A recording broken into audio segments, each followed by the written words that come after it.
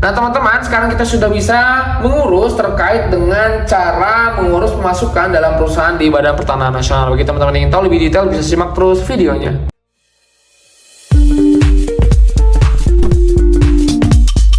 Video ini dipersembahkan oleh Radar Edukasi, berbagi wawasan menambah pengetahuan. Halo teman-teman, kembali lagi bersama saya di Radar Edukasi. Nah teman-teman, pada kesempatan kali ini saya akan membagikan informasi terkait dengan cara mengurus pemasukan dalam perusahaan di Badan Pertanahan Nasional. Nah tujuannya nanti itu bisa meningkatkan modal yang disetor perusahaan dalam bentuk aset non-kas nih, yang pertama. Yang kedua juga mengalihkan kepemilikan tanah dari nama perorangan atau badan hukum lain ke nama perusahaan.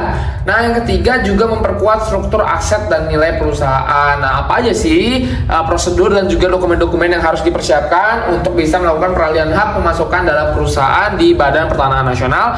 Nah yang pertama adalah dokumen yang harus disiapkan adalah yang pertama formulir permohonan yang ada di BPN. Nanti teman-teman akan mengisi formulir terkait dengan permintaan peralihan hak pemasukan dalam perusahaan, dan itu bisa langsung diminta di Badan Pertanahan Nasional. Nanti ditandatangani di atas materai, jangan sampai lupa. Kemudian yang kedua itu teman-teman juga harus melampirkan surat kuasa apabila teman-teman itu datang tidak sendiri tapi diwakilkan oleh seseorang atau dikuasakan kepada seseorang.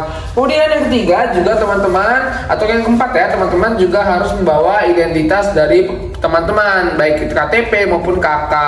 Nah ini adalah fotokopi, tapi jangan lupa untuk dibawa yang asli juga untuk bisa dilakukan pencocokan dari petugasnya. Kemudian teman-teman juga harus membawa yang namanya fotokopi akte pendirian dan pengesahan badan hukum apabila teman-teman ini adalah sebuah badan hukum.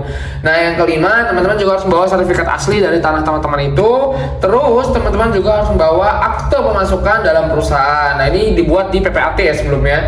Nah yang ketujuh, teman-teman juga harus membawa izin pemindahan hak apabila di sertifikat itu ada keterangan terkait jika harus ada izin dari instansi yang berwenang. Kemudian juga teman-teman harus membawa fotokopi dari PBB dan juga SPPT-nya ya teman-teman, jangan lupa, ini adalah contohnya. Kemudian teman-teman juga harus menyerahkan bukti SSB atau BPHTB dan bukti dari SSB itu untuk perolehan tanah lebih dari 60 juta rupiah.